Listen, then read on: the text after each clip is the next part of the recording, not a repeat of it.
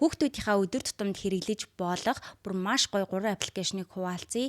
Нэг талаараа тэг хүүхдүүдийн үзэж байгаа зохистой контентэд зориулсан, нөгөө талаараа болохоор хүүхдийг өдөр тутамд нь суралцах, төрөлхийн мэт англи хэлтэй болгох, англи үсэг сурах, за тэгтээ тоглонгоо суралцах шүү. Ийм гоё апд байгаа. Тэгээ бичлэгээ дуустал нь үзээрэй. Come and fly away with me. Come and fly away with me. Come and fly away with me.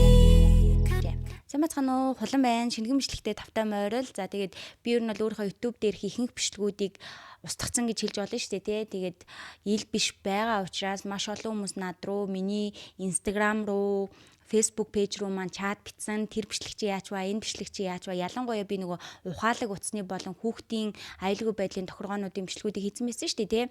Тэгээд тэр маань хүмүүст ингээд дахин үздэг байсан гинэ. Байн ингээ хэрэгэлдэг байсан, хардаг байсан. Тэгээд устгацсан чинь дахиад оруулаад өгөөч гэсэн учраас би энэ удаад яг шинэхэн бичлэгүүдээр одоо ер нь нэг иймэрхүү цуврал бичлгүүд оруулъя гэж бодож байна. Тэгээд та нар маань ч гэсэн хэрэгтэй те ийм тохиргоонуудыг үзхийг хүсэх юм бол subscribe дараад тэгээд доор комент үлдээгээрэй. Яг ямар төрлийн өөр бичлгүүд үзмээр байгаа тэр талаараа. За хамгийн эхнийх нь болохоор би өмнө нь энэ YouTube Kids-ийг утсан дээрээ хэрхэн татах, ямар тохиргоонуудыг хийх гэдэг талаарх бичлэгийг оруулсан. Тэгээд миний өнөөдрийн хуваалцах байгаа 3 апны эхнийх нь болохоор YouTube Kids байгаа.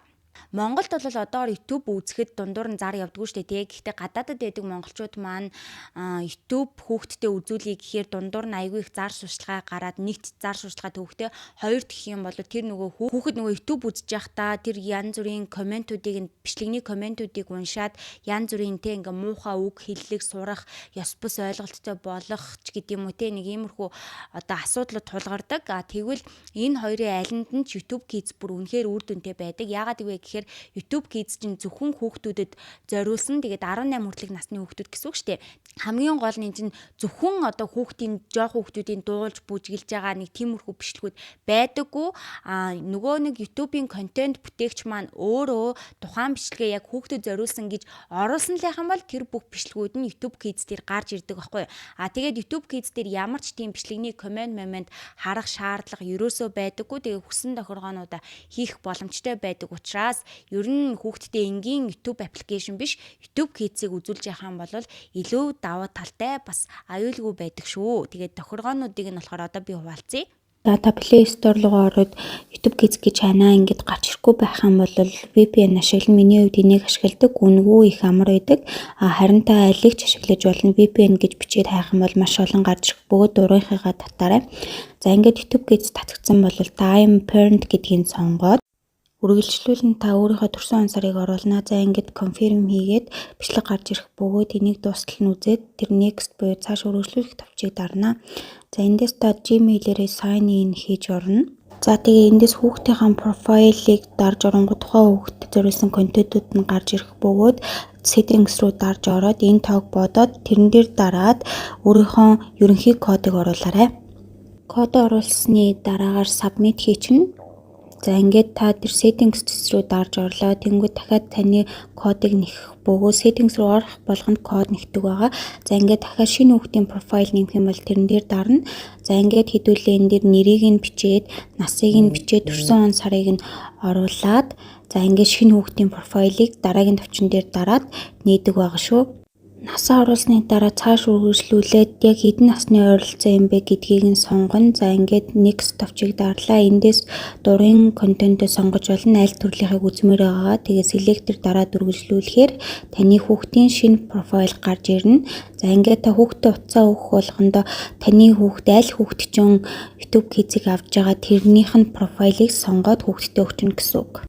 Мөн та дахиад settings руу ороод timer гэдгийг сонгох юм бол 1 цаг хүртэлх хугацаанд хэдэн минут хүүхдэд утас үзүүлмээр байгаа тэр хугацаагаа сонгоод start timer дарна. Дараагийн хуваалцах байгаа 2 аппликейшн болохоор хүүхдийн танин мэдгүй суралцах, ялангуяа англи хэлний чадвараа сайжруулах, тэгээд хүүхдүүдийн логик сэтгэлгээг сайжруулах зорилгоор хэрэгэлдэг маш гоё 2 аппликейшн байна. За би энэ 2 аппликейшнийг бол өөрөө ингээд хүүхдүүдтэй хэрэглүүлдэг. Тэгээд надад ер нь бол дажгүй таалагддаг учраас хуваалцъя гэж бодлоо. Хамгийн эхнийх нь болохоор Duo ABC гэж байдаг. Duolingo ч билүү те ингээд нөгөө нэг англи хэлний үнэгүй сурдаг аппликейшн байдаг шүү дээ. Дэлхийд даяар бараг хэдэн тэрбум хүн ч ашигладаг билээ. Ийм гоё аппликейшн байдаг. Тэрний хүүхдийн хувилбар нь болохоор энэ Duo ABC гэдэг нэртэй аппликейшн. За энэ аппликейшны нэг давуу тал нь юу вэ гэхээр бүх зүйл нь үнэгүй заяа. Нэх айхтар хурц өнгөтэй биш. Ер нь бол ингээд хурц өнгөтэй ямар нэгэн бичлэг дүрслэл бол хүүхдийн бас ингээд хараанд нөлөөлдөг штэ. Тэгээд хүүхэд ингээд донтох, мансуурах тийм нөлөөтэй байдаг бол энэ аппликейшн нь өөрөө нэг тийм тод өнгийн зохицол бол байхгүй. За баг хамгийн тод өнгө нь ногоон өнгө ч юм уу те.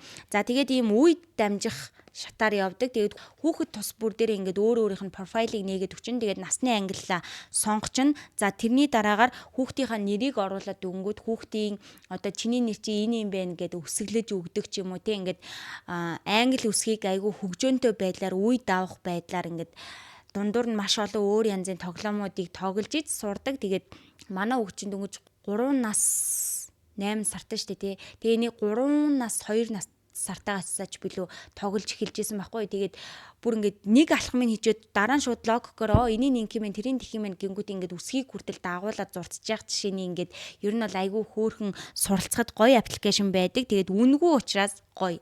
Дараачих нь болохоор ийм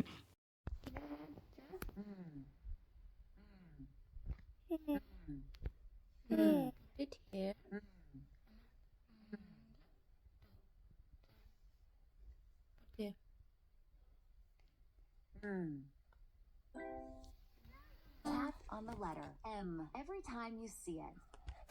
Emma, look. M. Tap. Here. Tap on the M. M. M. These Yeah. things all start with the letter M. Mouse. Oh, this. Milk. Monkey. Which letter does monkey Here. start with? M. M. Which of these things fork starts with F? F. Monkey. Wow. Monkey. Which of these M. letters A M. says A, D says T says Yeah.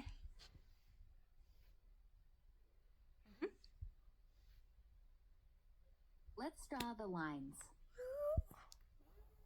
Lines.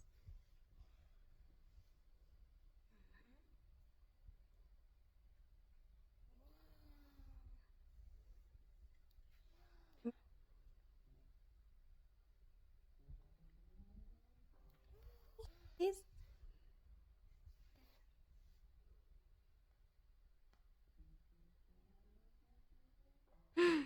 Wow. Ooh, nice. Tap the Dot. Yeah. Wow.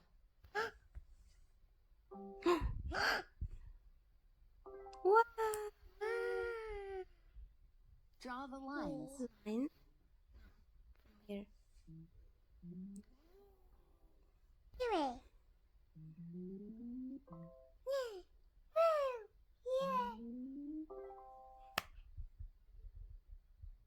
Draw the square. What? Let's learn how to write the letter M. M. No, see, watch. No, M, wait. See. What? Write the letter M. Once more. Down. Mm-hmm.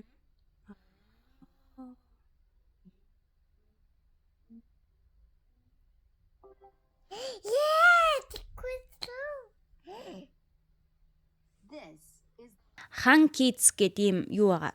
Аппликейшн. За энэ бас үнгүй. Тэгээд дээрэс нь ямар нэгэн тийм айхтар хурц бас нэг тийм тод мод өнгө байгаад байдаггүй. Хүүхд болгон дээр бас юм тусдаа насныхаа ангиллаар профайлаа нээж өгөөд тэгээд тухайн профайл дээрээ дараад орчин тэгсний дараа нөгөө нэг library буюу номын сан хэсэгт нь айгүй олон өөр зүйлүүдийг хийж болдог. Жишээ нь гэх юм бол аль хэдийн нөгөө уншиж байгаа үлгэрийн номнууд байгаа. Номнууд, бичлэгнүүд. За тэгээд өөрөө зурж будах дасгалууд байдаг.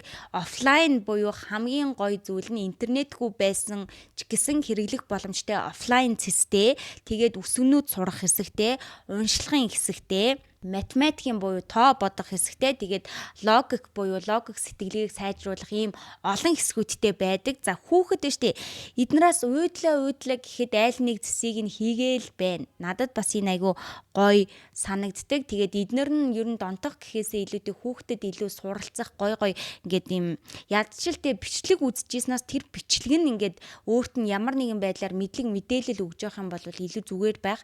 Тэгээд нөгөө нэг унших бичих хэсэг дээрээ бас ингээд дуудлага энтрээ сайжруулах боломжтой учраас багаас нь хүүхдээ яг ингээд төрөлхийн мэт англи хэлтэй болохыг хүсэх юм бол бас илүү зүгээр аппликейшн шиг санагцсан. Тэгээд энэ 3 аппликейшнийг та нар өмнө нь хэрэгжилж ирсэн үү, эсвэл хэрэгэлдэг аль нэг аппликейшны доор комент хэсэгт үлдээгээрэй. Тэгээд хэрвээ энэ бичлэг таалагдсан цаашдаа иймэрхүү бичлэгүүд үзье гэх юм бол хулангийнхаа энэ бичлэг дээр лайк дараад мэдээж хэрэг subscribe дараагүй хүмүүс байх юм бол subscribe дараад энэхүү сувгаа дэмжээрэй. Тэгээд өөр хүүхдийн талаарх ямар төрлийн бичлэгүүд үзмээр байна тэр талаар комментоо үлдээгээрэй. Дараагийн бичлэгээр уулзтлаа. Түр баяртай.